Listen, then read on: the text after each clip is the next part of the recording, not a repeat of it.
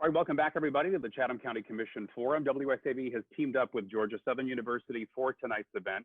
This next session is an opportunity for you to meet the candidates running to represent Districts 1 and 2. So let's meet them now. From District 1, County Commissioner Helen Stone and her challenger, Kevin Hyman.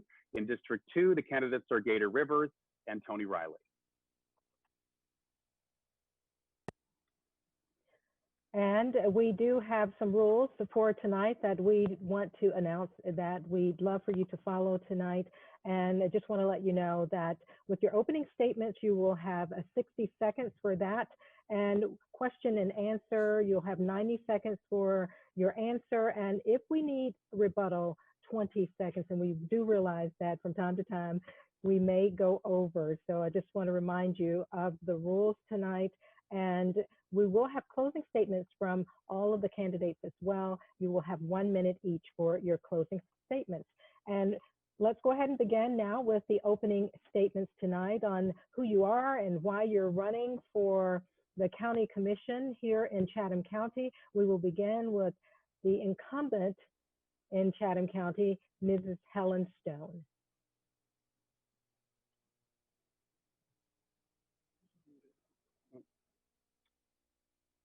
Ms. Stone, we need you to unmute, and that'll be the last time I think that we'll have to do that. Thank you. Okay, feel free to start over.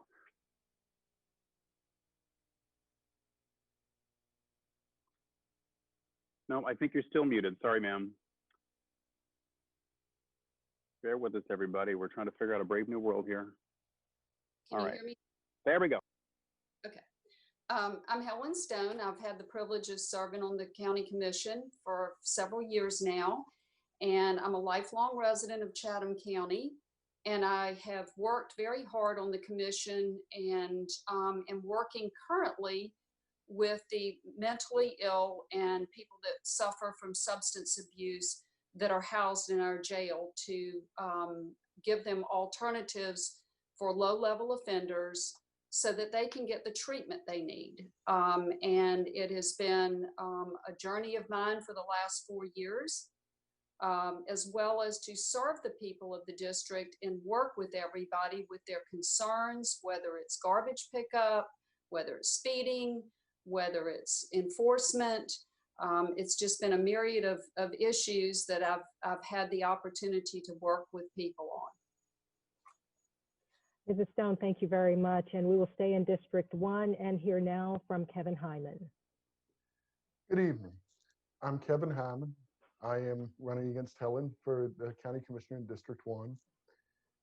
I've been a small businessman in town. I am a veteran public school teacher for Chatham County. I'm a lifetime resident of District 1. And my family has been here for a really long time. And I'm running because I want my family to be able to live in Chatham County for a really long time. You know, I want my children and my grandchildren to have a wonderful home here in Chatham County. My vision includes making sure that everybody feels that they have a voice in our local government. I also, like Helen, am passionate about mental health. In fact, the type of teacher I am have been working with students that have had this challenge for almost 20 years. I also want to really focus on our infrastructure, particularly our storm drains. We know that there are serious problems with our storm drains, and we also know that our sea levels are rising. So what we're doing right now, whereas we have problems now, if we do not make some major adjustments in my child's lifetime, it'll be unsustainable. Mr. Hyman, thank you so much. I'm sorry I have to cut you off. We will move on now to District 2, and we hear opening statements from Mr. Gator Rivers.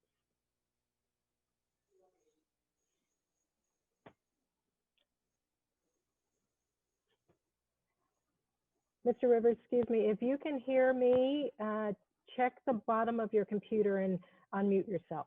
Sorry. Okay, great. Good afternoon, everyone. It's so nice to see you, Gina. What I'm really working with in this community is to give our kids an opportunity for the same level of life that I enjoyed coming up here.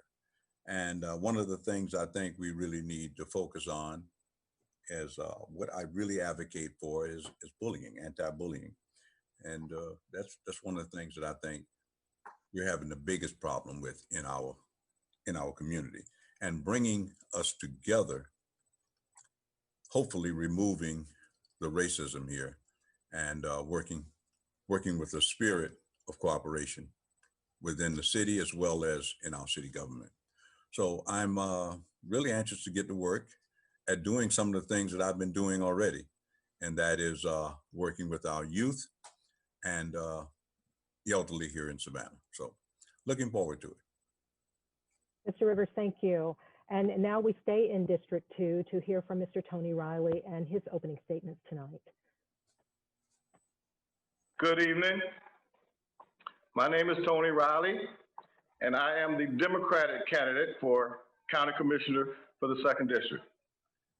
I'm running in this election because before Commissioner Coach James Holmes passed away, he knew he was going to retire, and the community was looking for somebody who could step up and step in and represent this community and bring the kind of passion to this community that he did for the concerns of the residents here. So my platform is regarding the infrastructure of the 2nd District, Waters Avenue, Wheaton Street, Havisham Street, Martin Luther King, Montgomery. We want to try to improve those areas for the quality of life that the people have there. We want to bring new businesses in. We want to reduce crime. Right now we have a lot of shooting going on. We have to reduce crime, and I think the way we reduce crime is to reduce poverty and to create jobs. So I want to help CETA. There went Tony. Oh, Address yeah. gentrification. We have a lot of residents who have been living here for 50 years, and now gentrification has come in, values of homes are going up, and we have people here who can't afford or don't have the wherewithal, the know-how to get the resources to keep their homes. We need jobs. Mr. Rob, that's your time. Okay, sorry, Gina's muted there. Okay, we're gonna figure this out. Thank you. We're Thank you gonna stay very with you, Mr. Riley. The first question is for you about a situation that's making headlines this week. So according to the Georgia Constitution, for a candidate to run for elected office, at least 10 years must pass from the completion of a sentence for a felony conviction to filing for candidacy. Earlier this week, the Chatham County Board of Elections passed a motion to challenge the qualifications of your candidacy based on the completion of your sentence only 9 years ago. Will you speak about this issue tonight? Thank you for bringing that up. And it gives me the opportunity to address it. Of course, you know, it's an ongoing legal accusation, so therefore, I'm not really allowed to discuss it. But I am, however, allowed to point out that this is one of the most spectacular examples of systemic racism and Jim Crow law that America will get to see in the South. It's interfering with this election, and that is a very serious matter. And that is all I will have to say about that tonight. Mr. Raleigh, thank you very much. This next question is for you, Mr. Gator Rivers. There has been public speculation that your campaign was aware that Mr. Raleigh should have been disqualified from the ballot weeks ago, but waited until the statute made it impossible for there to be a replacement on the ballot to come forward, ensuring that you would automatically win the election. When did you actually first begin to suspect that Mr. Raleigh was not qualified as a candidate? And when did your campaign come forward with this information? Well, I personally have no real comment in regards to this, because it really has nothing to do with me. I mean, his status, as well as your status, or anybody else's status, has nothing to do with me. I think this is a situation where their party or their people has to deal with it. You know, it's a situation where it's a statement on the contract, and you answer the question, and that's the question now. Whether you answered right or did you answer wrong. So you know, I'm not dealing with that. I am curious to know, was your campaign aware of this situation? No. Can, When? so I'm told that your campaign was aware weeks ago about Mr. Riley's past. Are you telling me that you knew nothing about this? Are you just hearing it from me now? Not just hearing it from you now. I've heard it speculated for a long time. We're in the same hood, and we know each other's background. We know a lot of other people's background as far as your records go. So, for a long time, I've known that he served time, and I didn't have any idea of what the circumstances was upon him being released from prison. So, I had no idea whether he qualified or not, is what I'm saying. Until it came out that he was being challenged as far as his credibility was concerned on his application, and that's when I heard. But you had speculation a while back. I got a little speculation about you. Well, I hope it's, listen, we have children a part of this program tonight. We have families a part of this program. And so as you are my dear friend, I just want to make sure that it's all good speculation. All good speculation. Okay, we served all on right. the board together. We served on Salvation Army. So yes. We're all good. Yes. All right. I'm going to move on over to Ben with that note. I have some questions for you too, Tina, actually. This is the first question that everyone is going to answer now. And the question is, name an issue affecting your district that you believe must be a priority once you take office, and how you would address that issue. And this round, we are going to start with, we're going to go to District 1, Kevin Hyman. Thank you very much. One of the issues that I really think is paramount for us is improving our infrastructure and flood drainage. As I said, I've lived here my whole life, so I am well aware of trying to drive down our roads and having to wonder whether your car was going to stall in the water. But with the increase in floodwater, and as floodwaters are going to get higher as our ocean rises, and that is going to happen. However, whatever's causing it, it's coming. We need to make that a major priority to make our county a livable place in the future years. Thank you. Same question to Mrs. Stone. Thank you. Of course, I talked to you earlier about mental health, and I think with the onset of COVID, we're going to see more issues with depressions and people suffering from mental illnesses. And so we need to be prepared for that.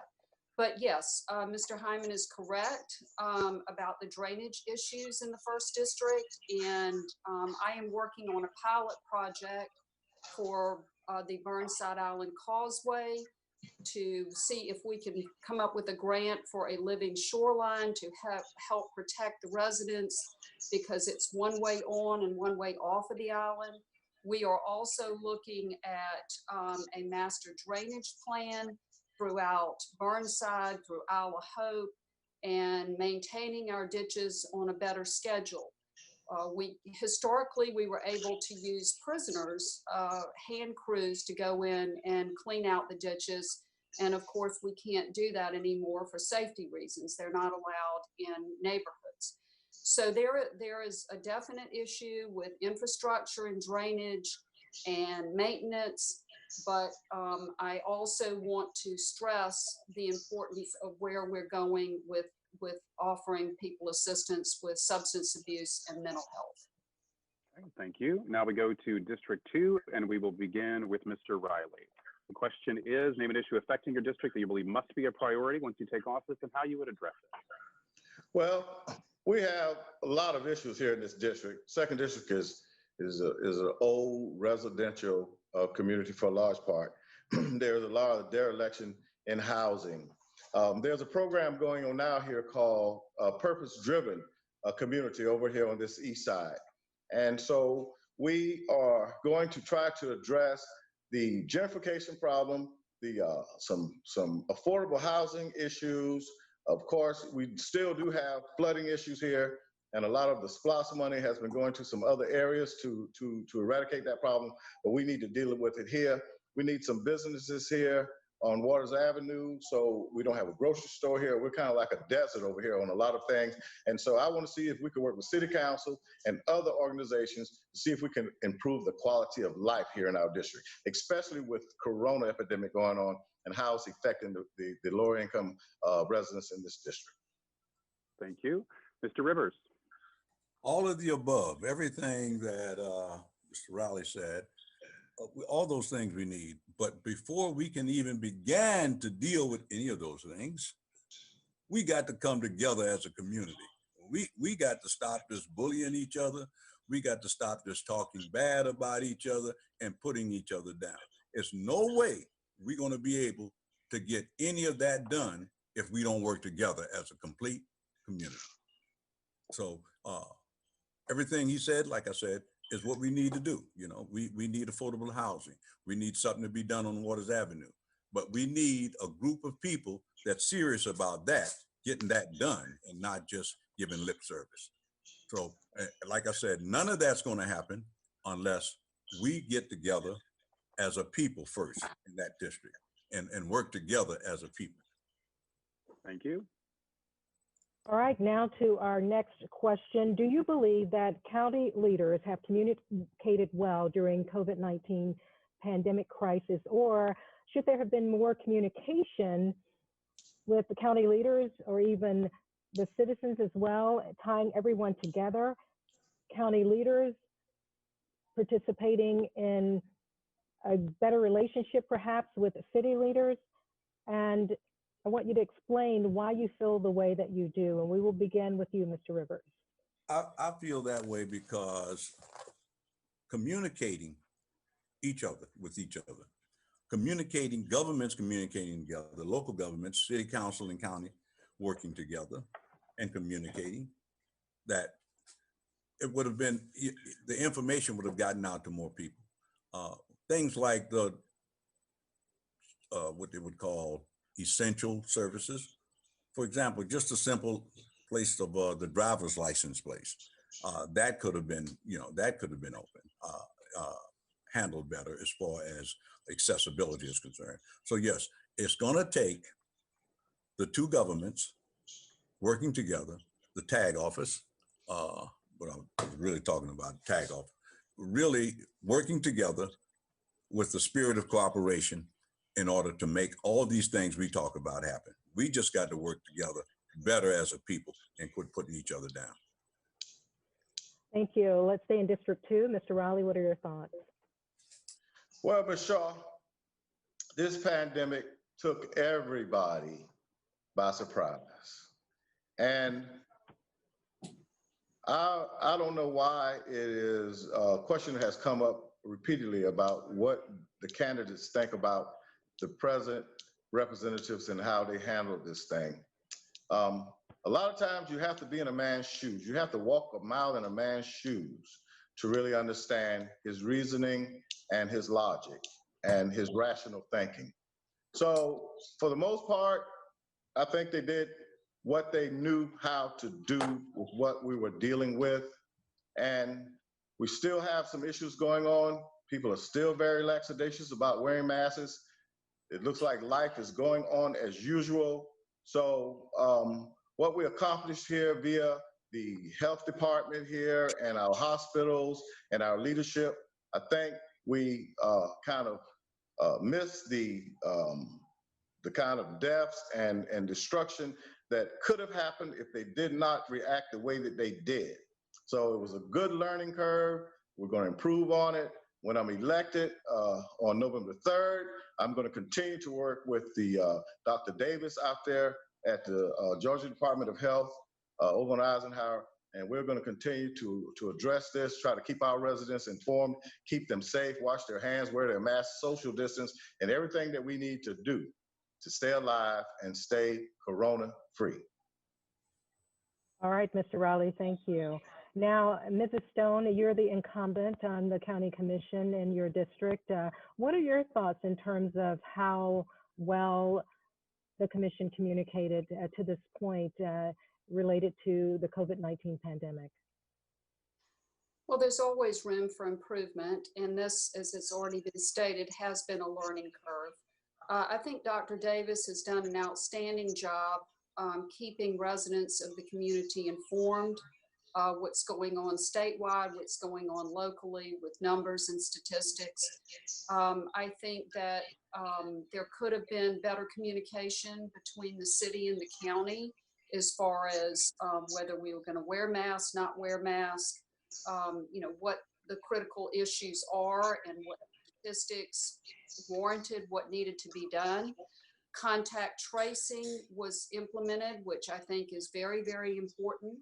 But again, this is all very new territory to all of us. And so I would be remiss if I said that I think we did everything perfectly. I think that we need to learn from this and go forward, gaining the knowledge that we've learned from this pandemic in case we're ever faced with anything like this again. Thank you. And Mr. Hyman, your thoughts tonight. Thank you very much, ma'am.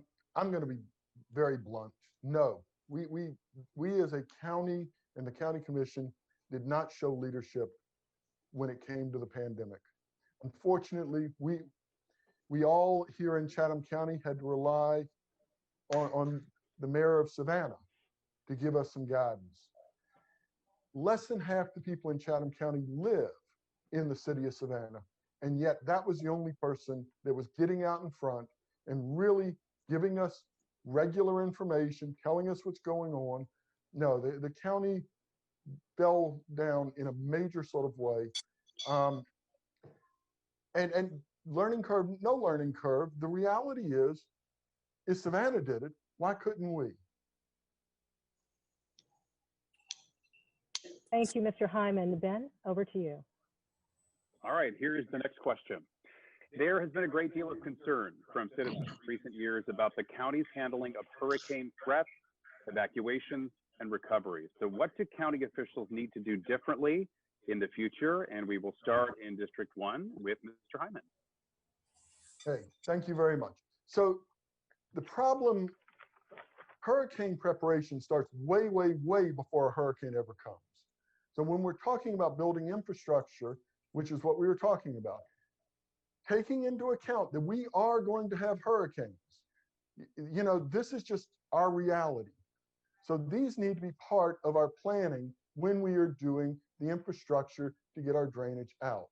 We also need to make sure, and I could not say enough nice things about the Chatham County Emergency Management. They are on it, they're doing their thing, but they only come in when there's an actual emergency, and we need to plan well before then.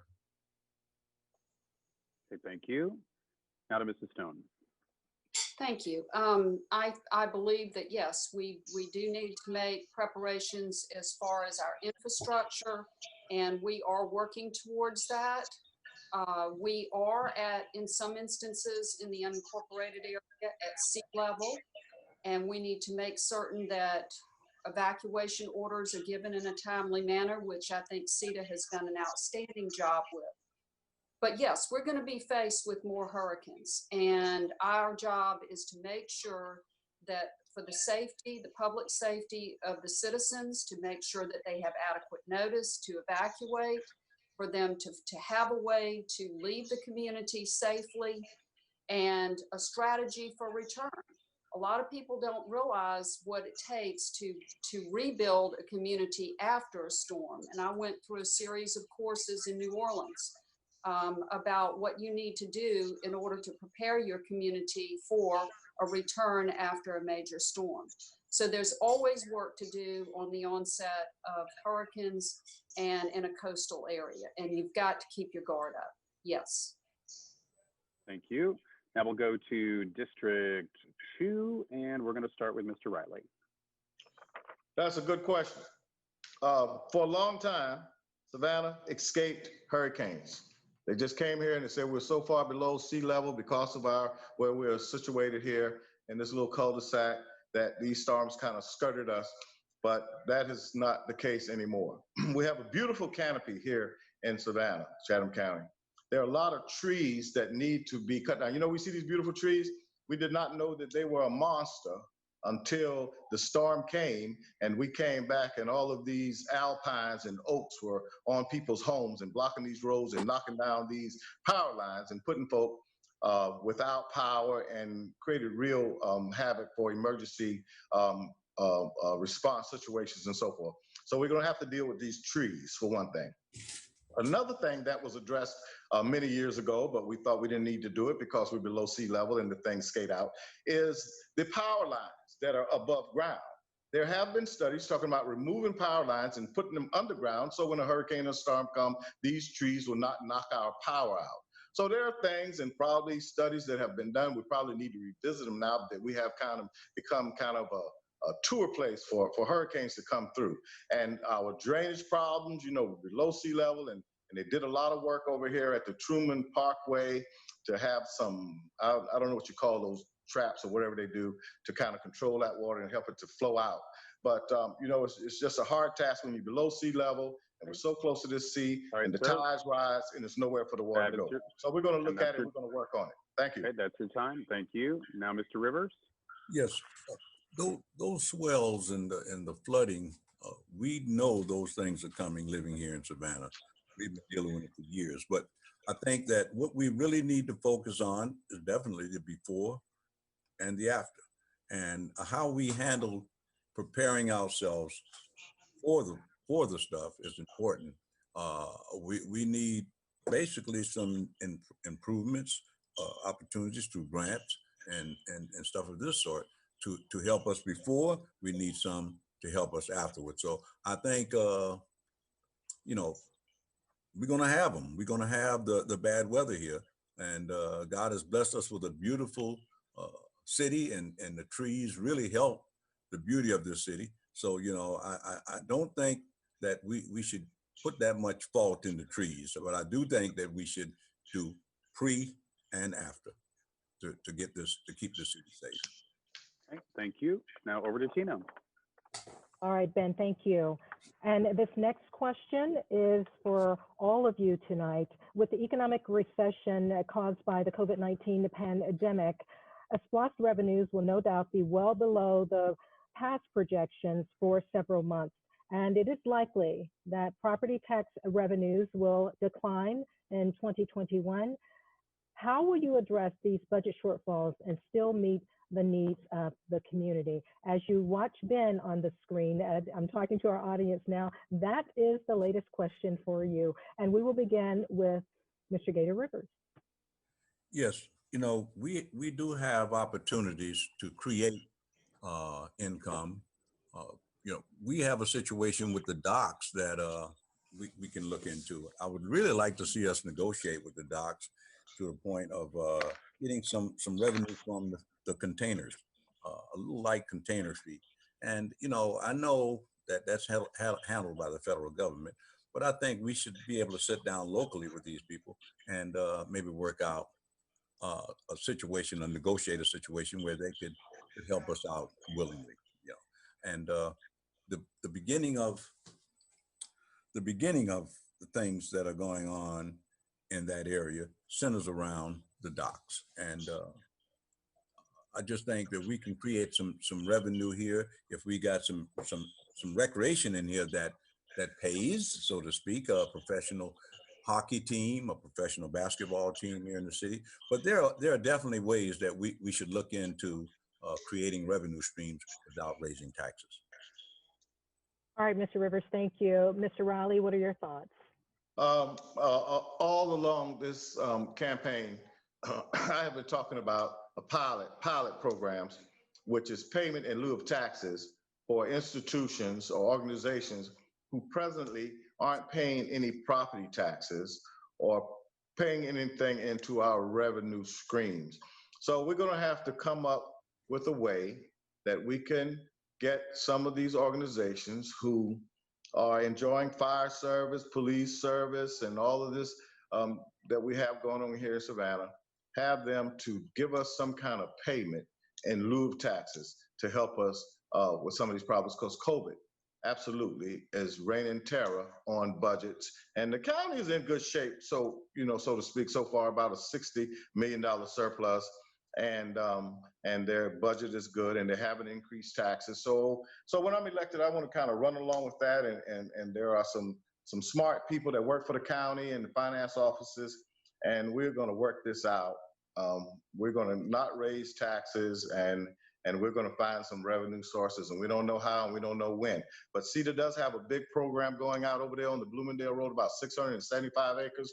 That's going to bring in a lot of new industries when things start getting back to normal, and that's going to be a source of some taxable income or inventories that's going to be coming our way. So just prayerfully and hopefully we're going to get through it together. Savannah, city of Savannah, and Chatham County, and all the surrounding municipalities within Chatham County.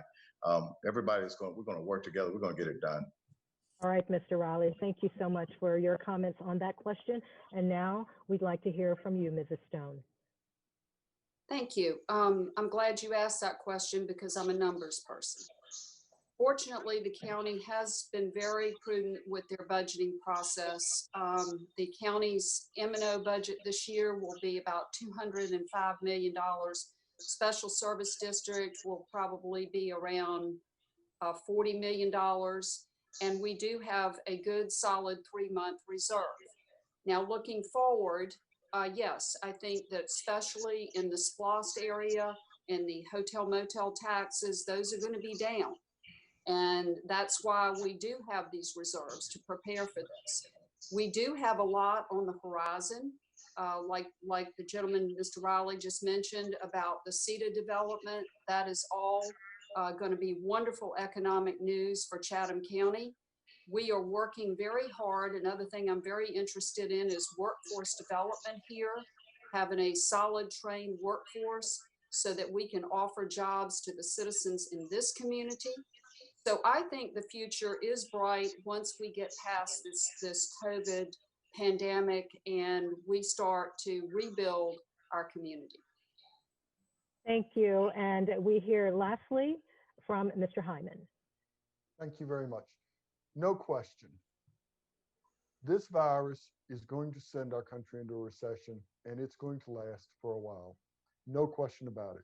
And what that means is that we are going to have to be much sharper with our budget. Now, that's just our reality. It would be very nice if sometime in the future, get more businesses in that add to our revenue. That's all wonderful, but it's not going to happen immediately. So what we need to do is when looking at our budget, we have to think people and safety first. We need to make sure that our jobs of our county employees are secured. We need to make sure the safety of our community and all the services we offer that keep our community safe first. We're just going to have to prioritize. And as I said, when it comes to priorities, people have to be our number one priority. That is what Chatham County is just our people. And we have to go into this budget cutting, and there will be some that will be compassionate, caring, and thinking about the people who get cut first. Thank you.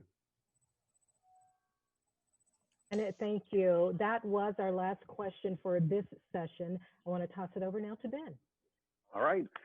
Closing statements are next. You will have 1 minute to state your remaining case here tonight, and we're going to go back to District 1, and this time we are going to start with Mr. Hyman. 1 minute to you, sir. Thank you so much.